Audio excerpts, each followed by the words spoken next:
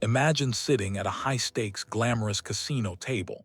The dealer smiles warmly, offering a complimentary glass of champagne while sliding another stack of chips in your direction. The game appears to be heavily in your favor. Society dictates that you should relax, enjoy the winning streak, and trust your manufactured luck. But instead of celebrating, your eyes are tracking the cards. Your mind is running probabilities. You are covertly calculating that the deck is mathematically rigged. When you voice this observation to the people around you, they call you paranoid. They insist that you are overthinking the situation, that your insecurity is ruining a perfectly good game. Consider the mechanics of deception. What you are experiencing is not a flaw in your personality. It is a highly calibrated subconscious threat detection software running in the background of your mind. A gut feeling is not magic. It is rapid, computational data processing. Your brain is logging micro-expressions, tracking vocal shifts, and calculating threat probability in milliseconds. For those who navigated unpredictable environments early in life, this hypervigilance was installed as an adaptive survival trait. You are not broken. You are an emotional advantage player. You have simply learned how to count the behavioral cards before the dealer even flips them. The data reveals a different reality about the early stages of modern romance. A casino does not give a high roller a free penthouse out of genuine affection. That suite is a calculated customer acquisition cost, designed to bypass financial defenses and induce a deep psychological debt.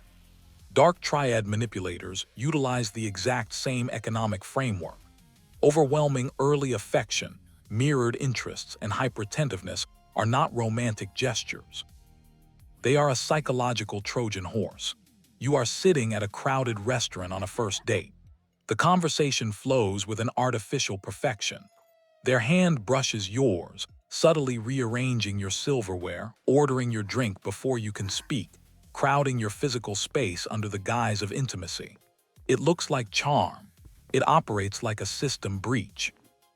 The manipulator floods the target's emotional firewalls with synthetic affection, establishing dominance while testing the perimeter for security flaws.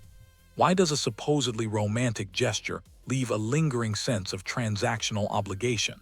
Because it is a predatory investment.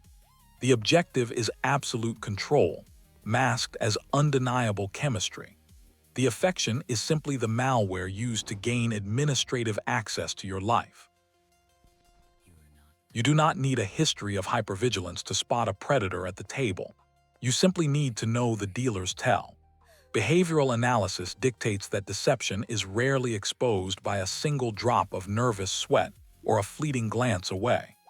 It is revealed through a cluster of statistical deviations occurring simultaneously. To detect manipulation, you must establish a behavioral baseline.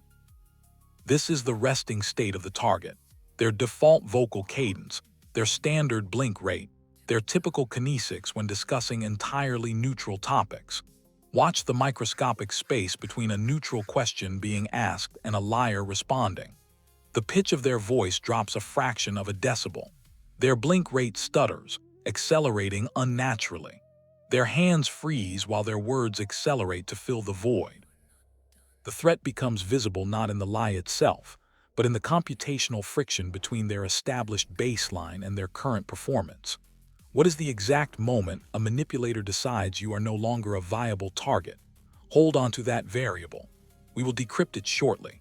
For now, understand that spotting a lie is not about reading minds or possessing mystical intuition. It is about identifying corrupted files in the behavioral data stream before they compromise your system. Transitioning this framework to the workplace requires understanding a different kind of social engineering. You are in a brightly lit corporate boardroom. A colleague casually rephrases your successful project as their own collaborative effort, smiling directly at you across the mahogany table.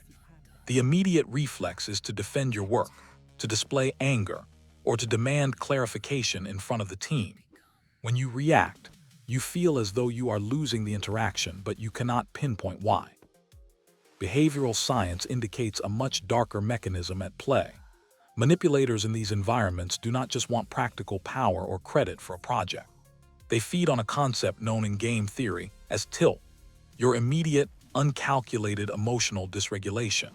When you react with defensive explanations or visible frustration, you are paying out the exact emotional currency the predator needs to validate their dominance. The distress you feel is not a byproduct of the interaction. It is the product. Your anger is funding the predator. Your fear is the dividend they came to collect. By engaging in the argument, you are verifying that their psychological malware has successfully infected your operating system, granting them total control over your professional equilibrium. You cannot outmanipulate a Machiavellian just as you cannot outcheat a rigged casino. The house always wins if you play by their rules. Watch what happens when the protocol changes.